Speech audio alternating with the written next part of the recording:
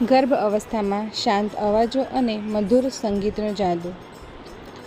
જ્યારે માતા એકદમ શાંત અને હળવા અવાજો જેમ કે પ્રકૃતિનો અવાજ, ધીમું ઇન્સ્ટ્રુમેન્ટલ મ્યુઝિક અથવા કોઈ પવિત્ર મંત્ર સાંભળે છે, ત્યારે તેના શરીરમાંથી તણાવ દૂર થાય છે અને હેપી હોર્મોન્સ વધે છે. માતાની આ જ શાંતિ સીધી બાળક સુધી પહોંચે છે.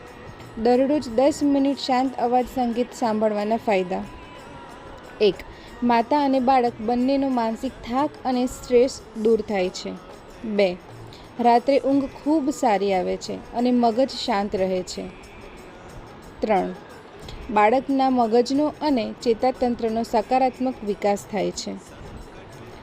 આ સમયે અવાજ એકદમ ધીમો અને મધુર હોવો જોઈએ, કોઈ ઘોંઘાટવાળું કે ફાસ્ટ સંગીત નહીં.